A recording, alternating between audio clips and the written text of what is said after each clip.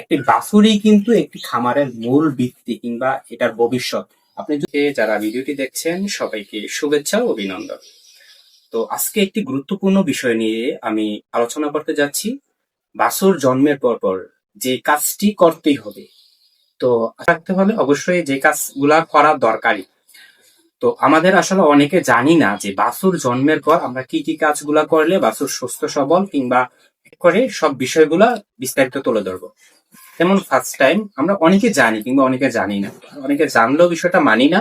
যেমন বাছুরকে শাল দুধ খাওয়ানো লাগে, এটা অনেকে যখন শাল দুধ খাওয়ানো লাগবে ওই শাল দুধটা হচ্ছে পানিতে ফেলে দেয়। এটা কোন ধরনের আসলে একটা অবশ্যই অবশ্যই বাছুরকে শাল দুধ খাওয়াবেন। আর একটা বিষয় মনে রাখবেন, বাছুর কিন্তু জন্মের 2 ঘন্টার মধ্যে হচ্ছে সর্বোচ্চ অ্যান্টিবায়োটিক হচ্ছে তার শরীরে গ্রহণ করে। কিভাবে বলতে পারেন কিভাবে গ্রহণ করে? যে শাল দুধের মধ্যে আমরা জানি সর্বোচ্চ লেভেলের ইমিউনিটি সৃষ্টি করে। তো অবশ্যই বাছুরকে জন্মের 2 ঘন্টার মধ্যে শাল দুধ অবশ্যই খাওয়াতে হবে, এটা কখনোই ভুল করা যাবে না। অবশ্যই জন্মের 2 ঘন্টার মধ্যে বাছুরকে শাল দুধ খাওয়াবে।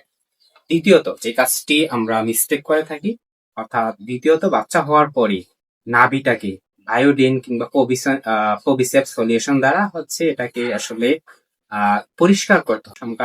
ব্যাকটেরিয়া, ভাইরাস কিংবা বিভিন্ন জীবাণু এটাতে আক্রমণ করতে পারে। ফলশ্রুতি পরবর্তী সময়ে দেখা যায় নাভিতে বিভিন্ন ধরনের রোগের বা নাভির পুজ হওয়া বা বিভিন্ন ধরনের সমস্যা সৃষ্টি হতে পারে। তো সতর্কতামূলক আমরা অবশ্যই যখন দেওয়ার পর কিছুক্ষণ পর নাভিটা আসলে বায়োডিন দ্বারা পরিষ্কার করে নিতে হবে, তাতে আপনার বাছুর সুস্থ থাকবে কিংবা নাভিতে কোনো ধরনের রোগ জীবাণু প্রবেশ করবে না। তৃতীয়ত আমরা যে কাজটি করতে হবে, যেমন যে জায়গায় আলো বাতাস থাকে এই জায়গায় হচ্ছে বাছুর রাখতে হবে। আর পাশাপাশি যে কাজটি করতে হবে, ডায়রিয়া যদি দেখি অনেক সংখ্যা আমরা এরকম ভুল করি যে বাছুর অতিরিক্ত দুধ খাওয়ায়।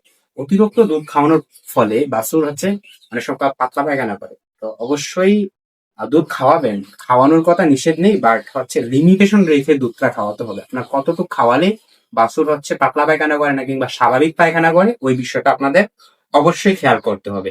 তো আসলে নিয়ন্ত্রিত মাত্রায় রেখে দুধ দিবেন, অতিরিক্ত মাত্রায় দুধ দিবেন না। আর যদি ডায়রিয়া দেখেন, বাছুরের যদি ডায়রিয়া দেখেন, প্রথমত ডায়রিয়াতে কিন্তু পানি শূন্যতা হয়।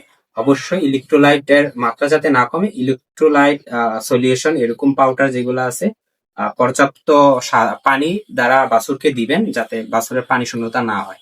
পরবর্তীতে যদি দেখেন যে না ডায়রিয়া হয়ে গেছে বা বেশি পরিমাণে, তাহলে একজন নিবন্ধিত পশু চিকিৎসকের শরণাপন্ন হবে।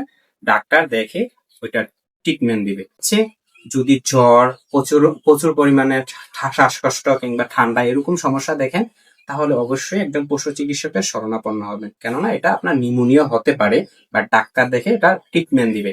তো এই হচ্ছে গিয়ে মূলত হচ্ছে যে বাছুরের যে সমস্যাগুলা রোগের লক্ষণগুলা দেখা যায়, এরকম যদি দেখেন তাহলে অবশ্যই শুধু এটাতে না, কম খাওয়া কিংবা আদারওয়াইজ যদি কোনো সিমটম দেখেন তাহলে কিন্তু একজন নিবন্ধিত পশু চিকিৎসকের শরণাপন্ন হবে।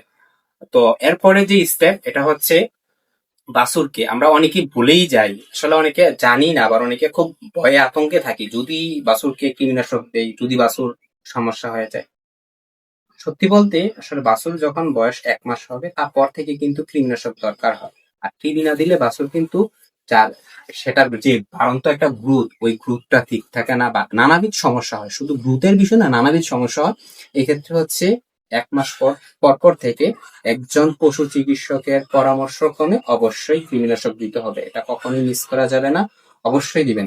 আর পাশাপাশি যে বিষয়টা করবেন, আমি বলবো না 1 মাস পর থেকে, অর্থাৎ যেটা হচ্ছে শিডিউল, বাছুরের যে বয়স থেকে হচ্ছে টিকা দিতে হয়, অর্থাৎ শিডিউল মেনটেন করে বাছুরকে অবশ্যই টিকা কিংবা ভ্যাকসিনেশন দিয়ে নেবেন। কারণ এটা হচ্ছে আপনার, আমি একটা কথা বলি যে প্রতিরোধ থেকে প্রতিষেধক অবশ্যই উত্তম। অর্থাৎ আপনি প্রতিরোধ কতক্ষণ করবেন, যখন আপনি প্রতিষেধক দিয়ে রাখলেন, যেমন এফএমডি, এলএসডি কিংবা বিভিন্ন প্রতিষেধক দিয়ে রাখবেন, ভ্যাকসিন দিয়ে রাখবেন, তখন হচ্ছে আপনি নিশ্চিত থাকতে পারবেন যে আপনার বাছুরে হচ্ছে এই রোগগুলো হবে না, ফলে হচ্ছে তেমন বেশি গুরুতর হবে না। তো অবশ্যই টিকা কিংবা ভ্যাকসিনেশন এটা অবশ্যই দিয়ে রাখবেন, এটা মিস করবেন না।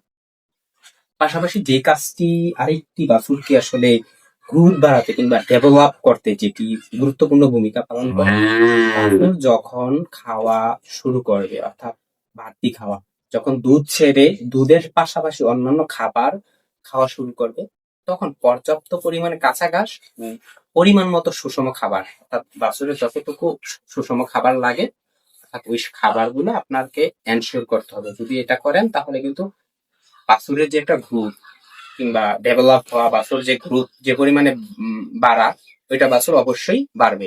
এটাতে আসলে কোনো সন্দেহ নেই যে আপনার পরিমাণ মতো খাবার দিতে পারে। আবারও আমি বিষয়গুলো সংক্ষেপে বলে বলে দিচ্ছি কি কি করতে হবে। জন্মের পর অবশ্যই চাল দুধ দিতে হবে। সেকেন্ডত নাভি বায়োডিন কিংবা কোভিসেপ দ্বারা পরিষ্কার পরিচ্ছন্ন করতে হবে।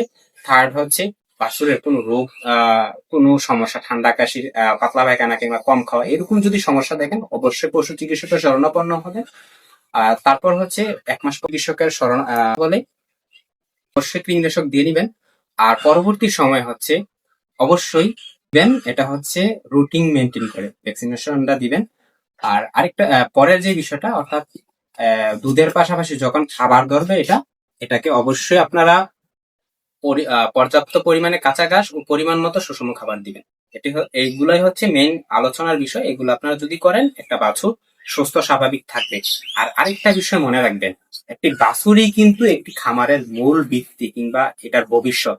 আপনি যদি বাছুরকে সঠিক মতো পরিচর্যা কিংবা সঠিক মতো গাইডলাইন না করতে পারেন, তাহলে কিন্তু আপনি খামারি হিসাবে সফল হবে না কিংবা আপনার খামার থেকে তেমন পরিমাণ লাভ হবে না। ওই বিষয়টা আপনাদের অবশ্যই মাথায় রাখতে হবে। এই বিষয়টা যদি মাথায় রেখে বাছুরকে আসলে পরিচর্যা করেন, তাহলে কিন্তু আপনারা সফল খামারি হতে পারবেন, একজন সফল খামারি হিসেবে প্রতিষ্ঠিত হতে পারবেন। বহুল ভিডিও পেতে চান তাহলে অবশ্যই সেবা বিডি পেজটি ফলো করুন ও ইউটিউব আইডিটি সাবস্ক্রাইব করুন।